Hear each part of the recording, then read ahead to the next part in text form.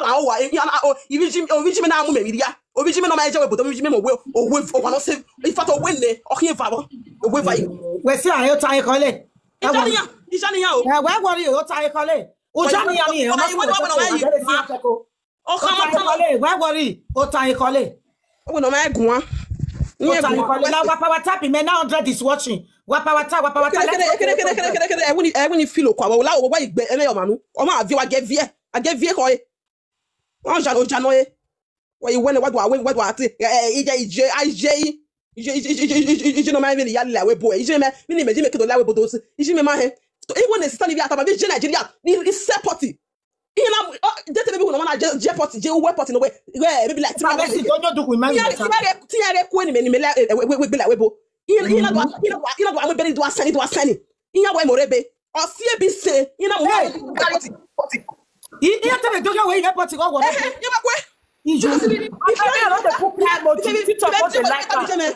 you matter anybody, yes, you matter anybody. Hold on, AJ. You support you damage. Any we cry emoji, your cry emoji, TikTok like any ya bring life you went down. Cry emoji. La why we just the money to come we just block am okay. La why TikTok look. Hey, only some of me when you we cry emoji yo. But why do anybody no you time and block eh. Stop. Why you cry emoji wala? A gift, why a gift I want to have your power tap and gift.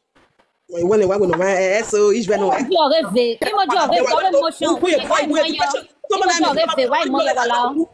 will never come out one way if don't lead to your death. No, you will never but only no boy. I say sorry, I need professional the case of case now why we way because in only will make me depression. What's your my mind you're working with you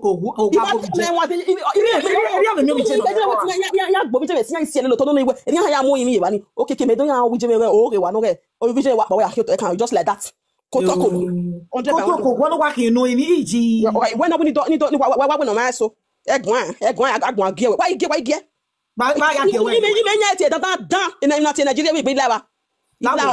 why you joy you will be some where can Josephine Agiragbon and you work at all where's a great wagon that you make your mouth for why you Joe Tony Tiajo Koji now what's what my video why worry you to my mina neighbor when I have Fiona near beggar I work part of it when you put talking a lot why you rise girl with why you rise on his one call over what people of an we favor ni Jesus no call on my identity again you only door your line we are here okay at here huh okay no we are line here mama Adam yo ya call you okay then you need to end wedgie then you know wedgie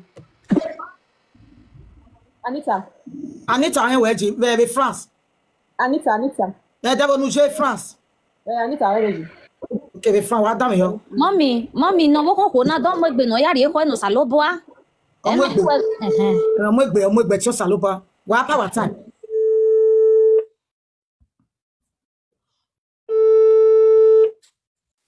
o mai pi ni ka re ni mama na ta mama wa kai we gbere a my sister oh God I feel your pain, okay? Sorry. You understand? Maybe you don't take a video. I gaggy down, have a shower down, you know, can't be a girl, what ball, what value say? Have a shower one let me take here, let me see if it's in this. You know, long time, maybe not away, but away, you know, you might understand even now more. They blame me, but here where the thing they pay you. I understand. But when you measure, make it give a job. We are calling we or maybe we can have any measure. Or can wall me call. We may even we are this issue. When you can I can't hear. Ego, you may yak in Nigeria. Many gonna head cut me. Okay. Many gonna head cut me. I didn't for here. My car. You can have come what? Sister Okenebo. Who were in Nigeria? When measure me document me at your web. You are quite me. You know me document. Yes, you want me now? I don't trust nobody. Not trust nobody. The laugh. Trust nobody. What we are moving at your web. Me want move. That's what you give away. Okay. When you put up with what when I can't document because a better document me and I are threatening me. Why when you back while you he was made now when we be documenting me. I can get on board. My sister, give me that document, man. I put Jale, man, when we be documenting it, the Chris. Mama, Sister Faith, are you there? Sister Faith, I be aware, no, to Kuna, not Jack Kinebo. No, don't want a queen now. Faith. Come on, me live is it? Call, what can one UK, no? Call UK. Come even no contribute. You even not be the Odogi, a rubber jab, dogera. Okay, I'm going to go. I better where. Because of him, it is to the big book, Mama. Boggy me, he gave them my bots. Baba, Ira or Ira, Emma. So I know all he do am where, Urian area. I like you go, you walk, not demi comma. Yagi way. Yeah, come out where. Yalway, in a Dokia Catty, in Nigeria Catty, when Yagumekia Catty, making us say you go your a service account. Yagi service account. Yana not ATM card. Nia, Yana Matama way in ATM card. Mena wait me cookie go me way, you go to me cocoa, wait in Yadia. Menaka did do tona, in a okay, you got me cocoa Vivana. You can't we go by any doctor. Evali Akasala na bust. Almost 70 million. 70 million because it can now win a UK now. You finish your money, that will it's now it's now 8 hours. If you ever who don't make it have a you sell ni make it have a boani no vedia you make it now when you are me hagi so me ko kiwone me hagi so ga when yana imagi migo imagi migo mume men era me vedia ije me vedia hagi tutie investi me cause me second to last 6 children me now even ni me mu your account ni me we me save your account iya we eri iya for one na ni go iya we the back statement iya na tally geja we alagbodi ma of him e code in back e pack in back we obey am we go over we but me we a service account that is when other account na get wa bi chiwa no ri wago o chiwa no ri wago ga gian we WhatsApp wa ga gian we WhatsApp wa ga gian okay ga gian ga video na gian o pe na muta si e tamia expire ne. They didn't have a time, my sister. Here we are, no. As a boy, old account, you know. I think a set of account. I think pretended that. Preaching me where we are killing our cats because I like them argument here. You know, we not having me and money back. No one need me not get good die. Okay, money me na. You know, that we no money where making no care where you need making out boy na. So na okay where money me where you know wa me no can you jigo ni yawo back statement now in our way 2 years when we are saving go in our way till 2 years time okay to withdraw me 2 years gba na me ko kigo ne me bia wa me yo de me dia sef ugbe so sef if send go ajo ariwa ni go de ya asireti e dey go alo e dey struggle ya asireti be dia you get agwali go na me magi mi go almost 70 million me magi mi me then Nika are UK now or say 3 years imo to o to keka imwe Jesus ono years of general go carry UK yes yes 2 years 2 years ono work with 70 million imo wa UK imo to but you want make with 2 years ono we take 70 million case was name talk me no my own way you wa oto na aki talk me wa yimin wa lo ma na wa get no baggage yimo wo wa no wa lo ma na wa no re case you na withdraw go ni wa receive lati wa receive email West Beba. Sister Faith, now, whatever you kwa. Metia o, iye no be ro, metia iyan ropa. Metia o. Who call ya? Oh, babege.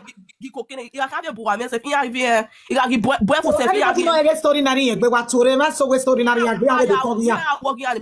Ala o ba tore go tukun wa e story na wuru go e tore. Asa pe wa go gbe ate. Okay, mommy, ni tore, we say mommy. We say. Why the story na ru agbe wa tore? your information on a media platform already. You want to attack the comment section where no, so my mother is good, mother is the best, mother is supreme. God, do it. Go and never wear Ijeme. They work way. So only Ruhiana is you. Because the nation that's why I say now more money. Only people that virus, mama.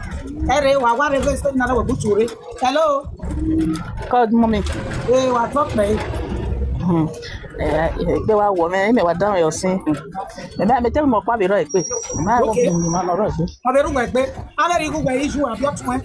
Maggie made a major automatically missing about the phone. The bottom not. I want more to make him. I'm at my made up your webo. And then you tama one that the other way where I just said some about 7 give away at the Miami that be already 3 days. That's what. And not the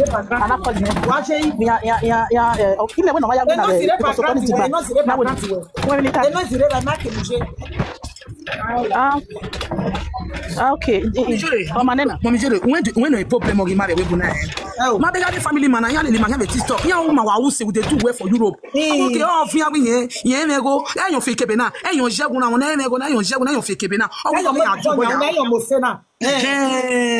We are not maybe to call where what you got again. Well, where may go on a boy. And the answer fake also, most of people why you offer the picture of you why you are go home. A picture of you why you offer the Yeti talkie. Wow. If you want to what who know what they know, or you want to just 3 hours more TC. My sister, one of the wise, one of the wise. How the picture of you want the other Rabobo. I think my eyes were moving, man. A back as one when man was here. Oh, wow, go. So that now they follow people, all those people when they say they do advice. Why maybe way of your career? See, now they are wisdom, now they say they talk for TikTok. I say, what do I tell me? See, now they are wisdom, now they say some things. Why we birthday, when I post up, you want to make me beg. Why take a sense? Mama, why take a sense? Because you love you type for. Let's go to 900. Let's go 1 million. Let's go to 1 million. Hello, love, are you there?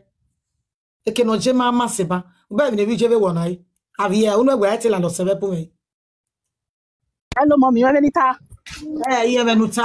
Now, what is your talk? Yeah, mommy. Mega calling ya, we call. Yeah, that call. Why calling ya, we call ya. If you're not doing at the time, so yeah, that's sorry, but so you was a lot of segment, and when you're depressed or you're not, and you take why you so you were higher. You were higher, only to see it. Let's say me. He says, a low boy, but then a novel. It may be a honey, maybe a shower. Get away, man. You get a Justin here. I say you get a because I know you're running. You get a Justin. I follow go now. Follow. I think you're out by there. Okay. Okay.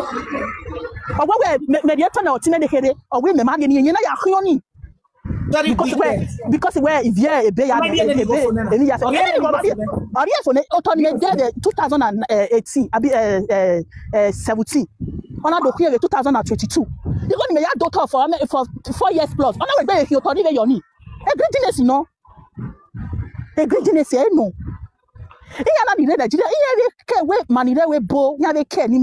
They don't care for us. Animal. You may not see it. Men no say nyana give away your name. Ya fian o no ma fian o e kra ikebo. To two program na o ko ala ma ya pe. Won committee e no se dey ko. They are yan dare na. You make another call man ya call. MC waiting. Are you there MC? MC are you there? Na can another total odukun. Sister Faith, worry. Thank God we 2 years or no dare. And why would it be rise? But you go when you can say you go worry to web one boy. And you can win one. And why would it be rise? One, you got the family your master yeke. I would bet them, I would bet cookie go your account. Maybe I would bet them in Jesus. Why you continue when I will know? But that's a very plan in memoir. I like what my dear. Yeah, I mean, you na make it set to when now. So I live a life in well. Amama mi okpe akpa na we la jaga we do edan yen wo kwa so iku iku nya wa face iku nya wa we ya na nya ma we da pe ya we mi pe akpa la jana we family area go kwa Hello, my brother Fred. Mama, good morning. Good afternoon. Good afternoon. Where are you calling from? Come, Mama. What are you Na France, Mama. Call it one area where go wa. That's one way senior me. You the one way senior you still chop your money. The time when I just did Italy, I called the first money when I just make. I did work morning and night. I called the same one for my brother account. I called to make a open account for me make the put the money. That I the hustle. All those I did travel for different places. They get a amigo. The one way senior me direct. I called they say the money put for your account. Before I know what happened, they can't hold me. And they hold me, they can't put me for prison for 5 years. And they can't put me for prison for 5 years. As I come out, before I come out, everything when I labor for, my brother chop everything. I not seen 1 naira. My brother chop everything. Come off for Italy. Now the legislation I take come off for Italy. I don't even know what it is. All those things they make person they crazy. So now small thing make me now they remember maybe say I not go crazy. Jesus. I don't go get where I want to go. I don't get anything at all for my life. It can't be like I want frustrate for my life. Can't be like I want frustrate. And the most reward setting, both land when I buy, both the money when you deal with them. You go use and take go do you. Very life. You go use and take go do you. When I go come out for prison, my brother, when money when we I will pay for you. He said, "I so far when I carry and I saw this one, I saw you do this one, I saw you do this one." Huh? Yeah, very life. Make me I remain small. Them small remain. And God even see save me when we say I don't feel crazy. I beg a family will wa. If we have money, we boy so well. Just crazy. And I tell my mother say they talk and go here. Now your brother. What I want to do? I don't feel go house now go kill him. I tell my father, now your brother. I don't feel go house go. Oh, now see move on with my life. I say come up for Italy, come from. Before I call the even the house. Talk they go. I just the time when they give me gift. Yes, I say, Mama. The house now where I be say I call they do now. Now imagine now I start for the beginning for Lagos. They don't even know where they don't even know whether I even get house now. They don't know what they do. Okay. Now you call they had everything for them. That's what it's supposed to be. That don't get work. Ovijo not chama vijati ovijo no matcha ma vijati ere. Ijo not chama we ati ijo no matcha ma we ati ere. Okay? Sometimes they will tell me say we go go we do mommy your day you want find money to buy house for you. No what I will carry you come. Now what you tell them? Okay. My house now it don't almost finish for Lagos. Now they don't even know how you take the work around. They don't know what they hallelujah. They don't know. They don't you know because I don't want to make I even tell them at all. The man will be say even see now. Wait, you know you're my brother, not my sister. I don't even know him before. Now person even introduce her for me. He go even better past my old brothers. He go better past my anything now when they do now. He will video everything. He will send her for me. Okay. You see. One night and I tell her say take you and do something. He will video that thing. He will send her come for me and he will do it properly. So what me I will advise all those people when we say we get brother for Nigeria there. Make we not they give them anything at all. Make them they help us they do. We they kill ourselves. I don't will lie to you. Kill ourselves. Thank you. Thank you for sharing your own. God bless you. Thank you, so Mama. other people will learn from it. Many people still there inside. They go come out today in Jesus' name. Thank you. Thank you, Mama. Bye bye. Yeah. Bye bye. Mama. Ike Kole Wagari. Before I go call Mama Ukinebo, let's power time. Let's go to 1 million power time. Okay, okay, Nogba. Wadogu mek mame ma yani mwogo me no ma o. Wa we se yo bonu wari me. Wa ya fefe no vie gift me. O boni no ya vie gift me. Emi no da we borion. O ga la wo boni wo kwa kian. Ije ya ga deleji. O to ya ga deleji. Ilo ya ga deleji. Emi ame ga gbe no kwa kian. E ti o sa no dazin. E ti eni kawe ya niru nanu wa. Wa we se wa tok me. Emi na gbo ga gwalu wa mi e o. O ko no gwa lomo. Omo ga bo were wo pona. Okpiagi no kwogina no gigwala ebe ga bo were wukpona. Okpiagi no kwogina no gigwala inwina ga bo were wukpona. Waga nwa meru ni nanu gwa no ga senu gwa. Egi ogwa setigbo e. Egi o setigbo e. Ogwa aba no gi ba se eru ni dona no ga se. Wa we se kakabo. Wa we se gei ogba. Wa we se oya wa gati je. Ide na ro 7 ide ni mo ma yodu ko ni ti je. Wa wori wa ya ni ari o iwe mi ya wori pe manu gwa 100%. Hello. Hello, Sister Joy daughter. Are you there? Joy daughter, are you not here? Hello, lady. Hello. Abi wa mai ko wa don ne friend. You know je. Ko je wa talk me wa ke gware. Mommy, you are top there. Oya bota. Ko we je me wa ke gware. Italy ke gwale mommy, come in. Ko. Ena tana wa contribute ya.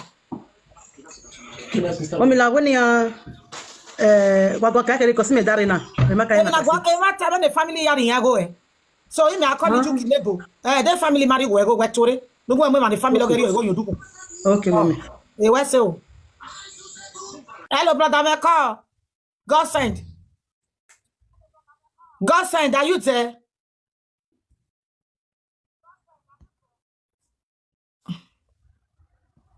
Me ma fe na be na ogogo ya mi. E no so me ya ma fe na be program na reject e ni Jesu. Hello Lady B. Hello Sister Juliet. Saba me wa mi tan wo sunu. Sa ko me ma fe na o. Wa gun ya koloma. Ima oni ba ni enti. Hello Madam Michelle. Hello. Mommy Yuri. Zemera me wa talk me. Uwe se usafin agbo e. Ise ke buwe. Ujeje mere ya. E ma wo gun abobu ya na bi. Ayo, one young man over in Dubai we last 2 years when we come on live. In a way we can about use a platform where the group no we video me you know we I go on one day anyway a group in. Kere ya jere wa ma. Ogbe ne mo yiro ofu egbe. Wa ka bo go ye enu wa gun kan sin. When we live now, advice e me do drop in e wan go say. E do wa le lutan yen akukere se do. You understand because man yere we because me yiri Dubai share Italy me yije. Ma yere we buna e me se wa fi we be mo wa re buna we I ma re go so ma gin we ma easy. You understand now because me ti okpa do na ka me we isi mo si a me ayowa or easy we ade we see mo we see ayowa we no do ka me carry you along. You know ma carry you along we have to carry along. Okay. So what I'm trying to say mana be for victim ne etima be rima bijima o body mari yin ato e no. You understand now because ke me ya like bari no e ma bun me advice e ka me we na jo wa we keep personal account we. At least on you travel ne o na ma account no so no me different account no se ba no see ha. O ma account ya la account you lo account ra. What did you expect? You understand now? So even said me very make me be marina ka me di my send my send team na go and work and take care of yourself. Because a responsibility na very much my or say market mo wa gbon logo agba oge ado ba oge mo na be who does that? So it's a high time this young generation it's a high time this young generation wake up to their responsibility. You understand because manawa be around that 80s 70s year you him abun obungbe who we na mi oti no be bo you le. So my advice is one where every time you are 40 sister Emagero wa u send you here sister area imagine or see one part be how you watch you know who bo one of it when you in nepa be can yet asa who does that? Okay. So body man you at all on me way at the end of the day you come be say ima do suicide in family ima do usually in family o ko ga agun egwan eja we ran what yen we not see me me do dey phone ni na we matter e man no what do okay we can mind where we no gbogbe no gbogbo ya dey phone gbe e still very young but we have now me bo pafo bege me mo ti ma be bo we ha na me say yen o kana ya like I dene you guys be bo we ha na is no we am at the phone gbe so we who bo we ha at the end of the day you are asking me to come and buy phone for you I don't do in fact my is o very you understand you so mommy you go e ti ma go am me ti ma re bu na e ma blame you because he love you near ni relative or here 18 but at the end of the day even when love it they man love you they don't love you at all they man love you love him and already but ma say 20 for the whole e be na come okay now ya home no love him or no one love him anybody no never wa no ami guy ami nya no vinya go wa o mu guy go obi e kori won yi gon no vie ba go wa e be ya fi all of you wa o pa ro do anem we wa o mo like no do tie we eri hamodo no wa no na ni hamodo na i mo bobo me na rap money me mo bobo wa o ho ti won wa down ko ta we gberu vekiri yin mi ro pari how we bullshit because a team so wa ro o ha mu ya gbe o we mana you near the we they don't do anything they should go and work. I'm a fian, but my fian well. Let's go and work in Nigeria. Now what Nigeria see good people are still there making the money. Okay. Well, no, mommy. In fact, because Obonari here have it similar to now come make okay. Can you imagine? It's similar going away in the UK. How can somebody who save up to 17 million for account at the end of the day he cannot account for 17 million? Who does that? Who does that? Eh? Who does that? Oh, but not here. This is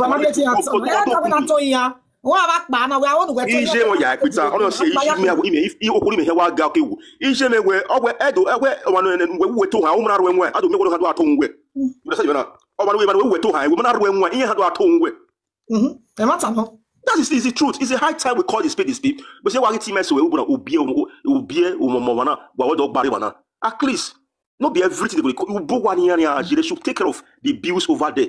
I can't imagine a society where I can't want to when where I have in your way, we're born across where you follow whole video. What go Mama, what's it? Sister Angel, are you there? Yes, ma'am. So, what can I Italy. Where anything water? Oh, I just got everything. Okay, we're told that I'm power tap to one. Okay, nice. Message.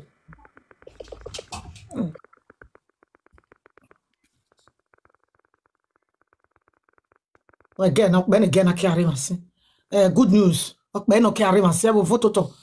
Good news. Mommy. Call Jay. Mommy, what about? Call me Jay. Mommy, what laro? What about what you say? Okay. Come. Mommy, me wale masi. What don't me affair? Very megbe o. Only me agumi asi me bo wane. Ane kere a family rame because you give me ra but you meje a family rame begbe not di ono wa ba ro senior begbe ina do vie boni. No papa give me not no only is begbe me. Only na call na tell me lo bet yan ti e yo na watching because I make social media na Facebook e ya le le ya. Only na do call le e baby man do call le between 2 days baby man one in na vie bo wa. Na vie ogie e rame o da me o very megbe mo me a women Ogwime orwane okpia no dori okwo gwerame orwane ina akoke koko mene koko wo kan na ga otime ni ati lovet obera vije and mo alagbo de wa to seven children mo alagbo de mo pa bezozo la webo ogwani yaje mo boy I mean ne lo me mo me bo eya but I megi gba ni na we gie wa pa yo wa mere e mo bo wa nu wa wa mo so ene kere ofi gbegbe me fi le ya but here where the Bible where they will try but they will not succeed here try me take gbe mo awu ke ya all the name of Efe why you go no ra kan te ya take gbe me bana o so lo ba makwe the sister ni wa type no mie emi no ya gun no ma mie o ga ve wi o ri me bi akun a we today na wo pe yen giro wa me na ikole yan kwa o gwa ni ya ve je giri not me love it o gwa no ve je go me ya bo wa ni because o gwa ni e bo ni me ba do awa ve do ve va do awa yan boy because o gwa ni gile wa po lo bo to o wa tan yan boy I don't have a jigi me o gwa ni ya je na vi go yobo e man because now dresses or washing man na vi go yobo I go mo ya bo wa ategbe mele lo wa iya ma ta wo mo ni ha bie ge o ga be bie omo ni bie o ga be bie mi mo mi ina ye bie o so lo ba na ye we na ye bie mi mo mi no mi o ye mi mo mi no ma mi nu ya gun no mi nu ya gun o go mi bi akin iya o me but today mi ya ma ne ne bo wa me ya fe ni me bo wa me wa ni be bolo e na itan na we a wa me re Nigeria be vitan we oni la wo we bo wa ni jobo me e ya gbe me bo wa me mana le je mi o sa we kini ke gun ade na o sa we se o de ge mo mi o wa bi ari me gbe thank God for everything na overcome me gbe li yan mi na because a prayer warrior work even me okay ya re mi na all different omo egwe ma mi na imi egwe ni riye fo iye agbewu igene ne love it ina overcome me yan erun se ma ba ya se to ni erun ma gbe ya we gbe do ta ala ko ye kile wa ya jam yo wa re gift jo now a program now need a gift wala wa ni vero duko wa ni vero toto wa gbele gift ni mo mi jore wa Ivana yema taladiamo azigo bogo eno. Ivana represented do we see. So why a gift jo? Ima make na temu sonona. Oda we gima ya fefefe ma na temu. Ya anwa me eti Jesu eti ni kawo. Okpe ni aniro wa ke lu manire we bo pe anvoni. Ni maniro e ba yan ri ni mama niro e ba yan lose. O si anana we na we mi ese. Na bege kwa ni maniro ni mujani ti ani marige ti an. E relationship wa continue be ni Jesu. Ni mama ni ro ni ri wa o wa raye won sin ye ya nemi ya ko so ma no madama ha sike ni mama dama mu ye ke da ya okono ga wi juem okono ga je no bi onu okono ga iranu ko su wale le mani mama kia ti ya si o ma ge yeke wa mute ya si o ma ge yeke saloba wese so kwa ni ke doge me o bege go wa ga we mi se o iwe mi ese no yo ma sere ya Emita, Erima. Waga we mi se o. Waga we mi se o. Iwe mi se no. Ero. Iwe mi ta no. Erime. Edo me we lare. De mi ni ga uwe fe fa o. Obona, iga ya we mi no ma. Obavetia, iga ya we mi esi. Wa iga we mi esi. Ewo we lu ebona ebo fafa. Ede ne boya ga fafa. Everlasting egin o wa kan ai. Manire webo. Osaleba na egi mami mi no ji mado ya imi wa bai. Wa ni wi ma ko. Ah webo wa joy Nigeria wa je. Osaleba na egi mami etetecho na oji mabo egi mani afi bai ni ma. Ma wa me ise. Amena yakpo we egi ma hin. Amena yakpo we wa ni treat ma bad. Amena yakpo we o wa hin. E gbe gbe di won mama we to dunu. Eri oga je bo bi oga je ba fa ni oga je bo ta. Eri oga je ba kari Jesu noge. Emi ni don't know eniki. Eri oga je ba kare ni ka o. Wa ni wi ma ko. O wa mu ye kedama ni bi o. O mo dia wa ke abegu mama gbima. Ima ama so wa. Ima atiti so wa. Ima afe so wa. Ima ato so wa. Eti Jesu noge. No da we ma me ko na ya we mi tan. Ma me ko na ya ria. Ma me ko na ya degba ma je. Ma me ko na ya gba ma wa. Ma me ko na ya penti no ma. Ma me ko na ya mi o ma wa. Ma me ko na ya mi o ma oto. O ma no gi me ko no ma ne wa to. O ma no gi me ke si no wa to. E fe ga lelewe. Deni no what in ye buy. Ukine boy Sandra abi. Sandra which in ye je. Anita mama. Okay, Anita. Okay. Waya wa meet.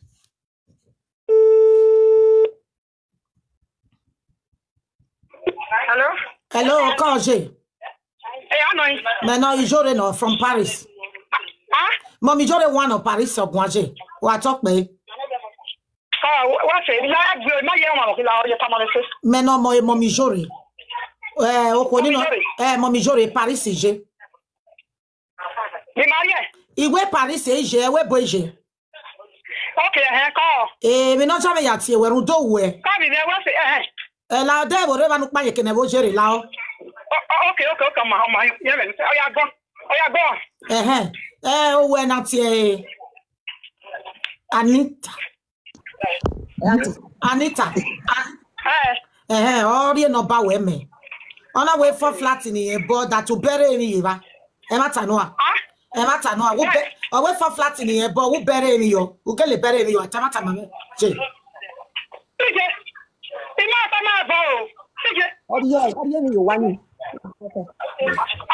Okay, now, ovie boy, you know why? Ovie boy, you are. Oh, bueno. Ukwa bonnet. Ukwa bonnet. You know, we do ukwa bonnet. What again, sir?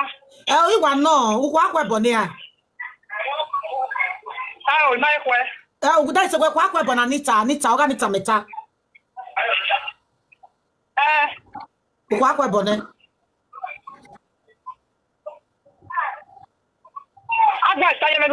A far flat in no bonny or way. A far flat in no abandon. Uma better be about Tamatao.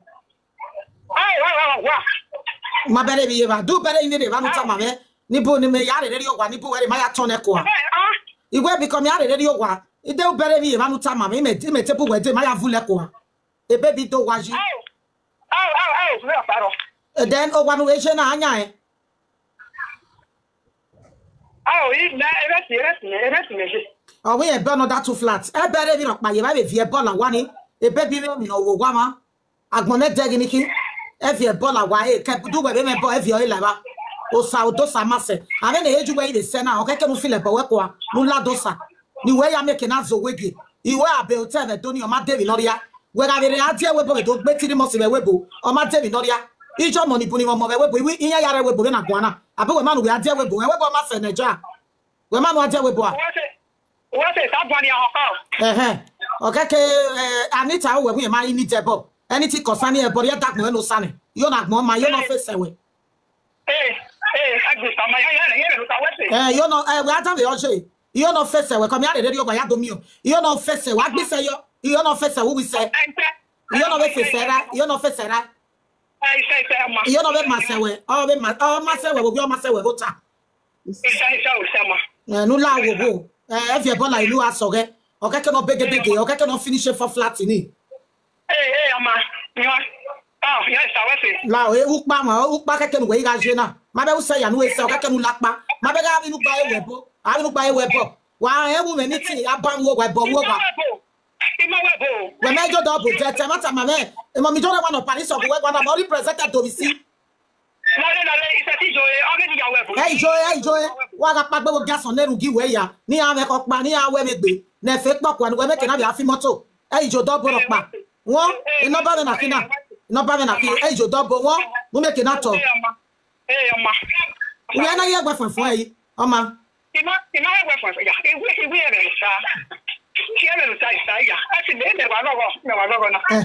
Mama Salopa get it, not to save Mama. What? Yes, oh, where I must say, what I toss away. Who say, oh, yes, I take back, we set it back.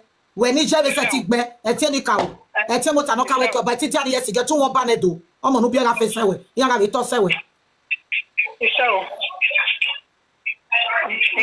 Mama, bye bye. Oh, wow, what shake. Mommy, you're begging. You me mau no guan. You me mau no tell me. Shake or shake. This fears now. Oga guan, but you na call him. You call him, man. Or where you get in our one look who are ramu your tone. What we don't your toy for me. Or where you do the metsa. The merry go the year. Or I do the option of one or bona here. Dele me the way that you are. No one I go on say when I'm when I almost no I know sir. You know so I don't do one say me. You will not do me. Oh, well, that's you. What's your banana? Let me have Guana. I would say, one more time, but when I go more, I will how do I go? Where we go when you go? Because I need Talonia a baby, Toby, a Gbenupa. Well, I know me. That race, I'm not a baby, I had to overcome me. No. I talk with you with the power of God. Memo, I can't go book one. Emo, I can't go in la Laguna. Because I love down on a yiki. It's yes again, it's a baron of yiki. What's a look at your baron of yiki? When I am my age, when the more I have my age, when I do my age, when the more I go heavy CH or Dolebeki, as I said, but Dolebo. Now, when he has you tell me, damn it, or you would damn it, or got some big, or got some big, who got 1 minute. Why, when I tell you what you want, your money, I cannot go one. Not where the break, do another call, no TA. No more just speaking in my way back, baby. I'm not my big panty. Oh, to your yachts, and I have Dolebo, and I have more. Come on with them, majority. Okay.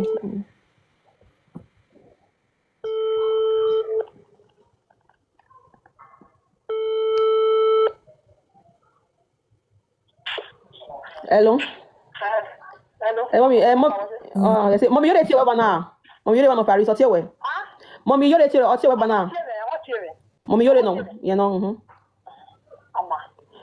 Okay, o wa no re o look where I am we ban. No not me ban where no wa no your tall I will go. Imam no be about imam no many thing you want ni e ka come before e be me happy.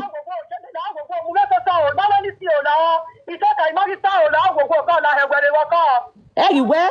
Every morning you hey tare, you may gwa lo.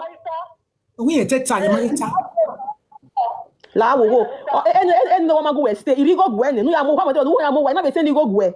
O me say 2 weeks no ya mo no make na areva. Ewe boy ba ni ebo no re jo da si bo do wale di go no ya avion la wo wa so no ya ton no mo re no sa le gbere no sa no nuri areva ni o re be ma e no ya ton no yin la wo wo. O ma no le wale ba ya we. Why I turn no yin ma gwa lo la wo wo. E go gbe mo an, who say me aye. Me ya say what be this one now?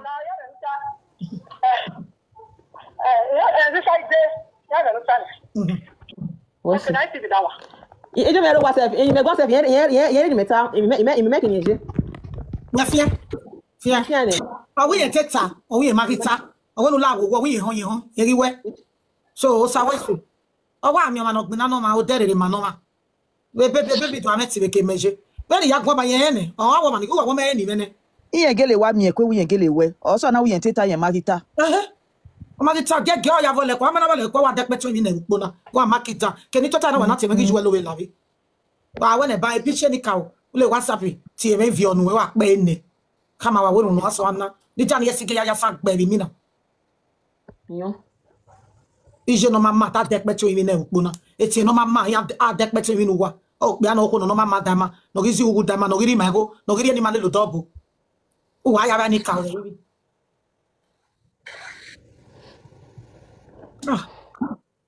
Okay, but why we in Nigeria last year? Me why regret me so me regret when yeah you know ya for mama why me when need me ya for si mama get back for me now oh when you wa joga for if me okay me be na oh we must say you imi we na egui stand okay me be na no dey body man you ije me ya like bed or palo ile bed oh na so far or corner pa e be vie oh wa le be e be kegbe wa was strong give a prayer one was strong give a prayer we and fear we bona erun aya mu yan gboto erun aya ben yan yobi kawo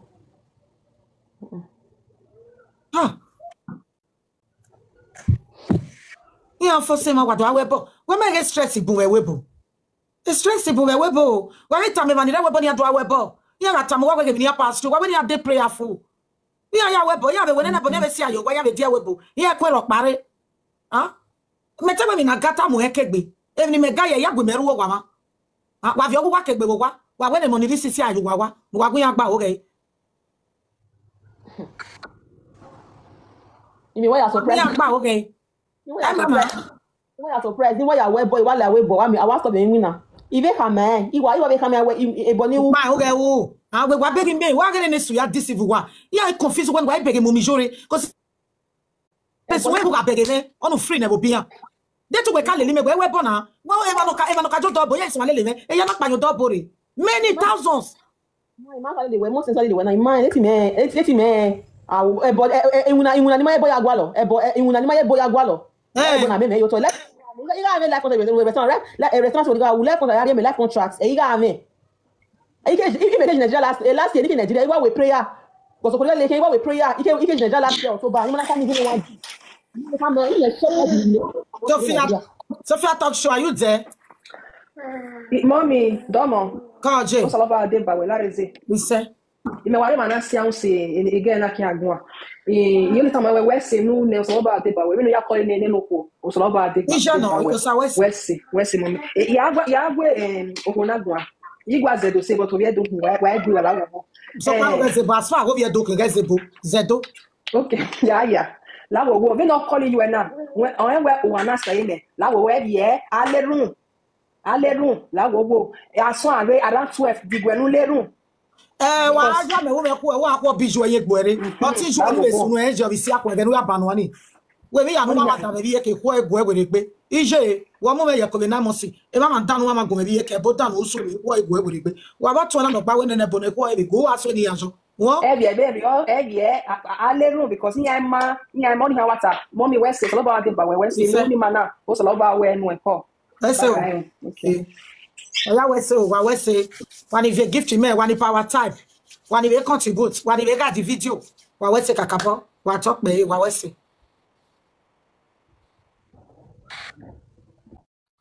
wa ya we gbe wana mana tore do we gbe wana tore na be vi o ma be won Ichimi wagunu no re lani. Hello je o sa ti we. Come mi jore attack me. Ewa ise o de like jo. Koje. Sister Uki. Eyo ni gugun a. Sister Uki ma me 1 million views, ma ve gbere 1 million like. Ma me no ti e. Benu ti ju, benu ta me mo mi jore na mo mi jore ti ju ene. I ogwe he akaka bo atu o na. When we are na uwe kebo no di u no ya so ni we call you we no ye yuru ya go we so ba go back go joy. And another thing, Davio, each one at your pick. Or after some hours. Yeah. But we pick, next day. Yes. I got wait for again anytime we at you. Yes. One at you again where you like. I do you want. Because mommy just be a grandma, you are guilty all over her. That woman she's guilty everything. No time mommy do wa we. But 60 years we are with you. I marry you where I marry. Why what? Anyway, no matter what I got the perfect. You the puru way, understand? My sister, I don't know what the other boy was all over. What is she? What I feel where what do I feel we didn't even what do you have? Am I again not again review of Paribani? Huh? Oh, so also that the hustle the find money to buy no why also. Now what do you like? Business is that they do. People are market, be like store where they open. I tell you, they go the customer not to quack be any other go.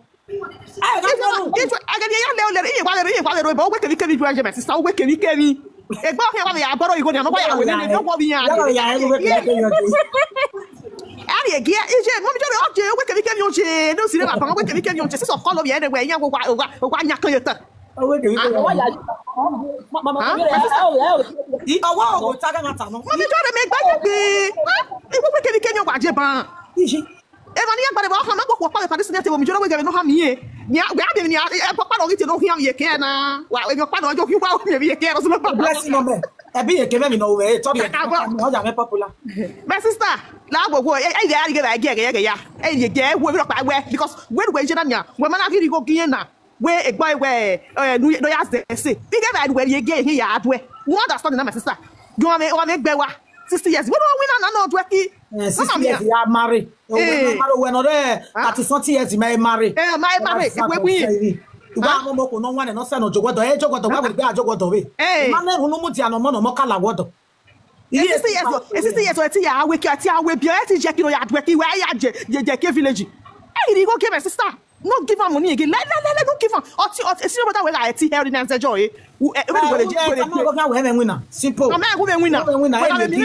my sister my sister lo ta secret di we le hama we wa me win na ne hama e go win na ne eta ma e go win na ne am mi le ne la gbon me ke na ma am mi le ne e we gbe te mata ma e we gbe wa kole ana tie we mo jere kata pa wa e mo fu so wa le won quick ye do ma se to wa tie mi ya George say we wa to we ugbe so wa kan go get 5 months get polo gbe maybe 50,000 naira je me nu ya le bai o make another 5 months ni get don ya yo ya we bo e won na my sister enwe wa lo anu aneru o gba yo ko gido no video bo ye to bi ori ye na sin ha ma we da so egbe no ka so lo gba ru pe fa anu e o ke la ya ponare because all be we keke yin o nya la fi we nu e understand na all be we keke yin o nya la fi we nu so lo bo ali we jo egbe to so lo bo ni we jo egbe e bi e we so lo bo anya la fi we don't let anybody control your life for you when I no say but obia ya se gbe no down na ya we gbe tiyan ropa ya se gbe the prophet nu ya we godmother e we don't forget ya godmother you have your mouth to pray we no ya neru o pe we the prophet nu da we be you know what that was to do so I don't know when you got my sister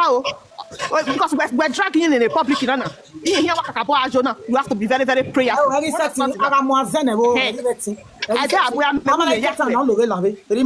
very important no ma ya wo giageni ya gbere yes ade we ni wa ya ko so lo ba we baba ihu na no bia na sunu ye ni ni na we was we no we salo bo ayi je na ni na no ga mo bo gbere ame we ni ye gero ya nugu kabuka la igbe e dia wa se o si go ye rubbish here won na no se si o mi yo ni we ni gba tayo je no ge mu me so to we se ga ime ni wa gogo gba wo ya do fi o aya wi wala wa gbe bo ya ga bi ayi imwe ga di yo we wa begi I get a number for WhatsApp hello fan of waiting hello mommy you're west in your Spanish again I don't really know how to speak Benin that much but so we are talking about that in your Spanish again there's a parable that says kill your enemy with his smile. Don't show to them that you are pissed or you are angry. If you know how, you don't even need to go to war or anything. Okay, there are powerful prayers you can do overseas. Get coconut. When you know all their names. You know everything about them. Well, man, coconut. I'm a woman. No. Ijari coconut. Ijari I'm a woman. Ijari my yes. I get coconut. I'll get a coconut. If there's any 4 junction close to us, 2 o'clock. I'm a woman.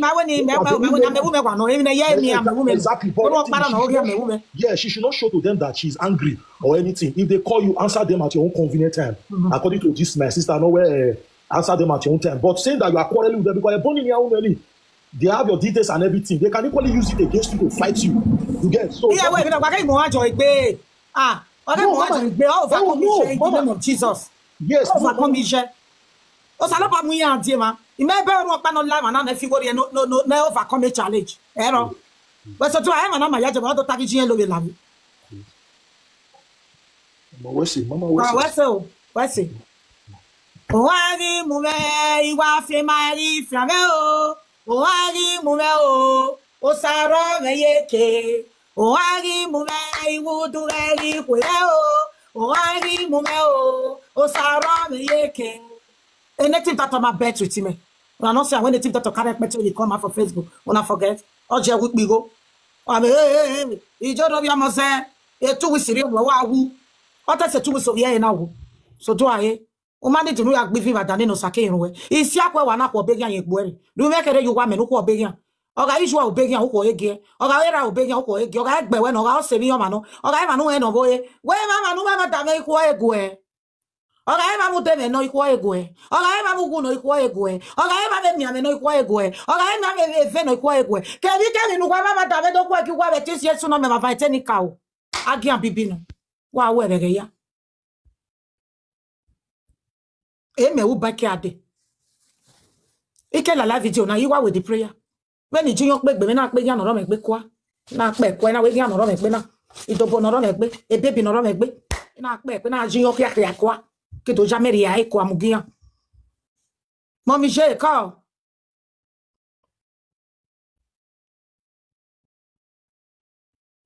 awese o.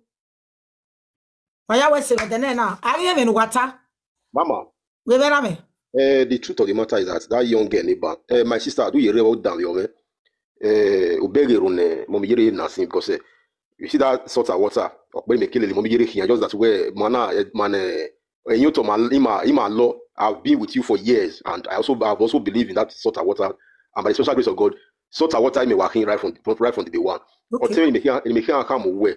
Yeah, not easy, but yeah, where you have chatty work, how you hurry, no level, where how you hurry. Me you did can't be because Mommy Yeri wish you were one bar. I did study our containers as in, or my expect where a call are rebellion and a call no rena. In fact,